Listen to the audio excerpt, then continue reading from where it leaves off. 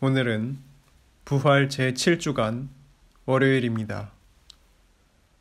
요한이 전한 거룩한 복음입니다. 그때 제자들이 예수님께 말하였다. 이제는 드러내놓고 이야기하시고 비유는 말씀하지 않으시는군요. 저희는 스승님께서 모든 것을 아시고 또 누가 스승님께 물을 필요도 없다는 것을 이제 알았습니다. 이로써 저희는 스승님께서 하느님에게서 나오셨다는 것을 믿습니다. 예수님께서 그들에게 대답하셨다. 이제는 너희가 믿느냐? 그러나 너희가 나를 혼자 버려두고 저마다 제 갈 곳으로 흩어질 때가 온다.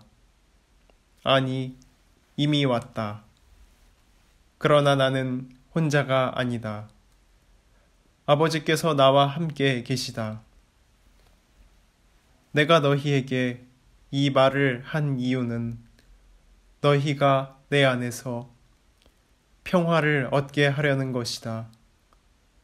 너희는 세상에서 고난을 겪을 것이다. 그러나 용기를 내어라.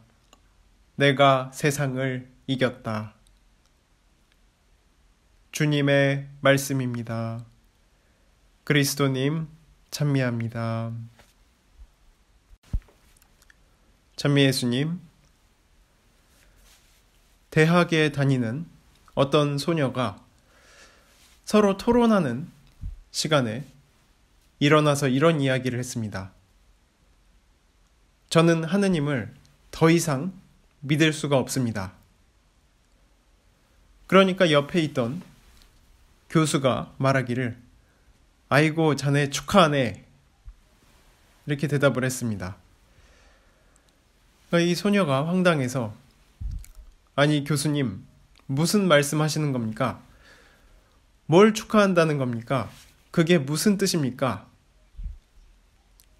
이 교수가 다시 대답하기를 네가 버린 그 하느님은 벌써 버렸어야 했네. 어째 아직까지 끌고 다니는 것인가? 그러니까 사람들이 내다 버린 하느님은 참된 하느님이 아니라는 것입니다.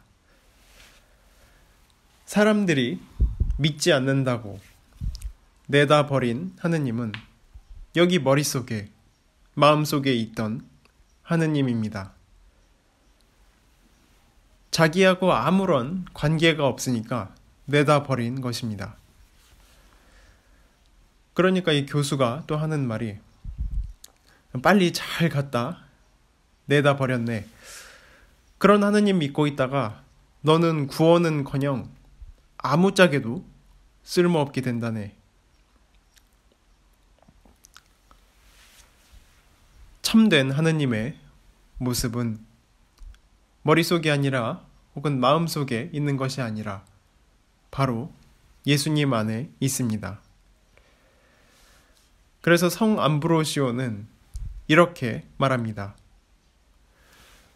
우리가 도장을 찍으면 도장에 새겨진 글씨가 종이 위에 선명하게 드러납니다.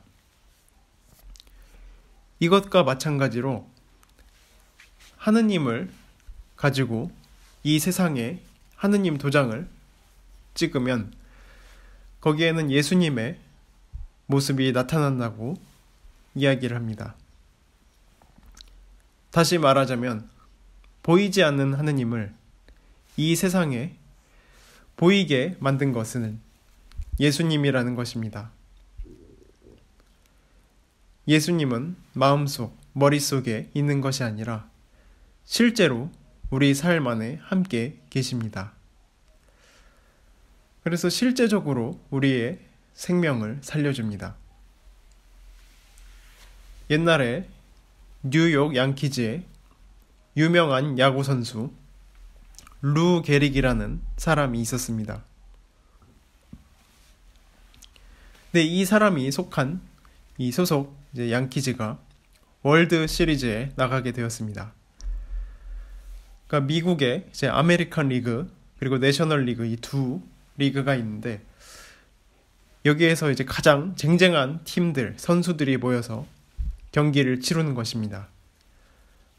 그래서 이 루 게릭 선수는 경기에 나가기 전에 어떤 소년들이 모여있는 병동을 방문했습니다.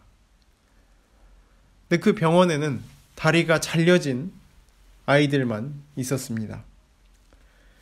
그래서 그 병동에 가서 아이들에게 이야기를 했는데 누구든지 지독하게 원하기만 하면 꼭 이루어진다고 용기를 북돋는 이야기를 했습니다. 그러니까 한쪽에 있던 학생이 그러면 오늘 밤에 당신이 야구 게임에 나가는데 홈런 2개만 치는 것은 어떻습니까?